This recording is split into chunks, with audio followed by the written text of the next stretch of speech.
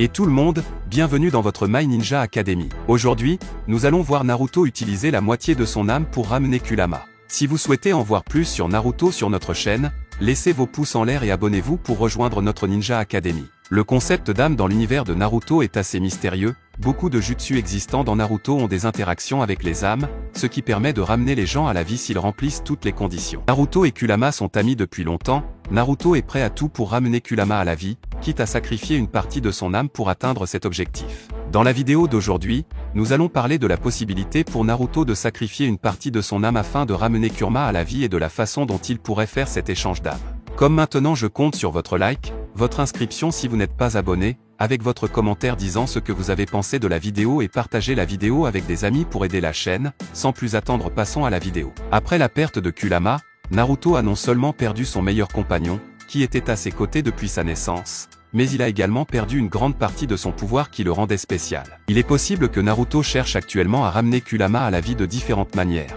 car même si le chakra de Kurama a cessé d'exister, l'âme de Kurama est toujours dans le monde impur. Dans le monde de Naruto, il existe de nombreux jutsu capables de ramener quelqu'un à la vie, mais ils sont tous interdits, et la plupart d'entre eux exigent un prix très élevé pour ramener une personne à la vie. Jusqu'à présent, nous connaissons deux jutsu capables de faire cela, et Tensei également connu sous le nom de réincarnation du monde impur est une technique interdite dans laquelle, en utilisant une personne vivante comme un récipient et l'âme d'une personne qui a perdu sa vie, de sorte que l'utilisateur place l'âme à l'intérieur du corps, ce qui provoque un changement de forme. Ensuite, ce corps possédé assumera les caractéristiques physiques et même les jutsu que cette âme possédait quand elle était vivante, mais il a une apparence différente comme des sclérotiques noirs ou des fissures dans son corps, en plus d'avoir un corps qui se régénère constamment et rapidement. Cette technique n'offre aucun risque pour le porteur, mais elle ne fait pas vraiment revivre le corps d'une personne, elle ramène seulement la vie dans un état de zombie, l'utilisateur ne peut plus vivre une vie ordinaire, donc cette technique n'est utilisée que pour causer des conflits et obtenir des informations. Il y a aussi le Rin Tensei no Jutsu, mais cette technique n'est pas très accessible car elle ne peut être utilisée que par les utilisateurs qui possèdent le Rinnegan, ce qui est actuellement assez rare dans Boruto puisque les seuls qui le possèdent sont les Otsutsuki qui sont très éloignés de la Terre. Lorsque l'utilisateur possède le Rinnegan, il analyse sa puissance à travers le Mefuno, qui est une créature qui fonctionne comme un gardien des âmes, il peut être lié entre le monde des vivants et des non-vivants, permettant au porteur du Rinnegan de commander entre le monde des vivants et celui des âmes. Cette technique a une limite, elle ne peut pas faire revivre les âmes qui ont été perdues depuis longtemps, il y a une courte période de temps pour que l'âme revienne dans le corps, donc les personnes qui ont perdu leur vie il y a longtemps deviennent presque impossibles à faire revivre par cette technique. Mais si l'âme est réanimée dans un corps par un autre jutsu capable de faire revivre une personne temporairement, le Rin Tensei no Jutsu est capable de rendre cette personne réanimée capable de revenir à la vie à nouveau. Cela a été démontré lors de la 4e confrontation ninja, après avoir été ranimé par Kabuto, Madara a pu échapper à son contrôle mental et après que Black Zetsu ait forcé Obito à utiliser le Rin Tensei no Jutsu sur Madara, nous voyons qu'il revient à la vie. Le Rin Tensei no Jutsu n'est plus seulement une sorte de zombie,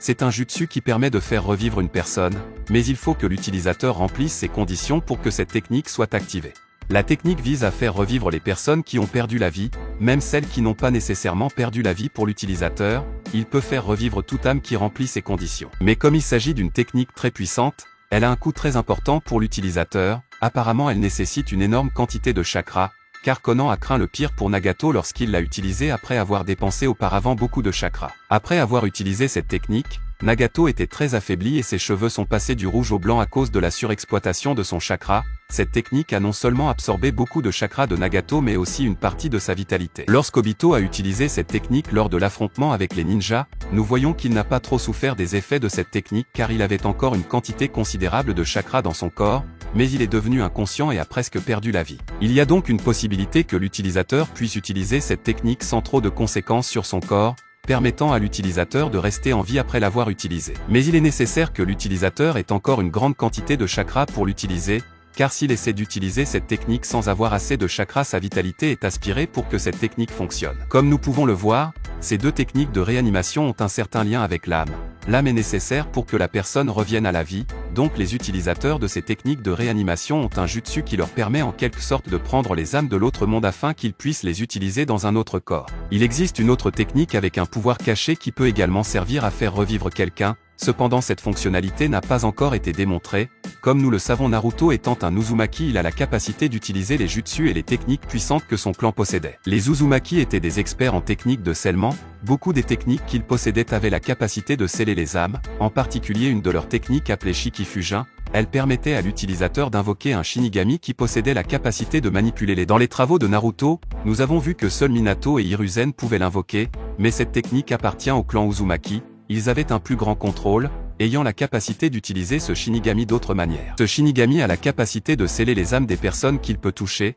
et peut aussi couper, emprisonner, et même handicaper la personne dont il a réussi à retenir l'âme. Mais il est une créature spirituelle avec la capacité de manipuler les âmes, il pourrait donc avoir la capacité de transiter entre le monde des vivants et le monde des âmes, comme nous l'avons vu le Mefuno fonctionnerait comme une porte entre ces deux mondes. Alors que le Shinigami pourrait être le protecteur de cette dimension, empêchant toute âme d'être volée du monde des âmes. Cependant grâce à la technique Uzumaki il pourrait passer une sorte d'accord avec son invocateur. Le Shinigami punit l'âme désirée par son utilisateur au prix de l'âme de son invocateur, ainsi le Shinigami obtiendrait 2 âmes ou plus en échange de cet accord entre lui et son utilisateur. En possédant la capacité de transiter entre ces deux mondes, il est possible que ce Shinigami possède la capacité de passer d'autres accords avec l'utilisateur qu'il invoque, et même de pouvoir faire revivre une âme.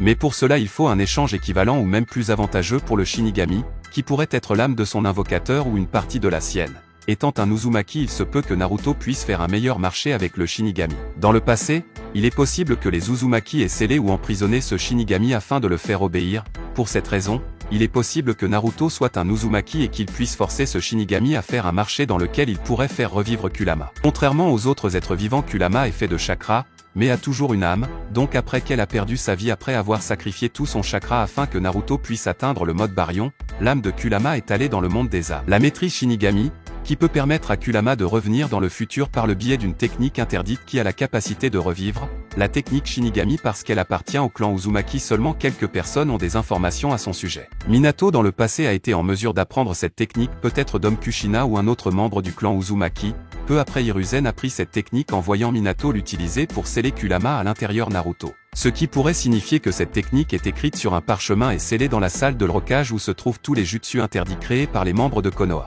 Parce qu'il est l'actuel Hokage, Naruto est autorisé à lire ce parchemin et de l'apprendre. Il sera donc en mesure d'apprendre à invoquer le Shinigami, mais cette nouvelle technique Naruto serait utilisée serait différent de la technique Shikifujin en ce que le Shinigami emprisonne l'âme de l'utilisateur dans une autre dimension que l'âme muette. Avec cette nouvelle technique Naruto pourrait convoquer le Shinigami et de faire un accord avec lui, au prix de la moitié de son âme le Shinigami serait ramené Kurama dans le monde des vivants, mais comme nous le savons l'âme ne peut pas être récupérée. Pas d'une manière facile. Si Naruto voulait récupérer son âme à nouveau, il serait nécessaire l'aide d'Orochimaru qui a la capacité de contourner les règles de Shinigami, étant en mesure de récupérer l'âme de Naruto. Mais en brisant l'accord Naruto fait avec Shinigami ce pourrait causer Shinigami à punir Naruto d'une certaine manière, en prenant son autre partie de son âme ou même en prenant l'âme de Kurama retour à l'autre monde. De cette façon, Naruto serait obligé de rester avec l'accord de Shinigami, mais parce qu'il n'a pas une partie de son âme, il peut perdre la capacité de déplacer une partie de son corps tout comme Orochimaru a fait. Après que Hiruzen a utilisé le Shinigami pour couper l'âme du bras d'Orochimaru,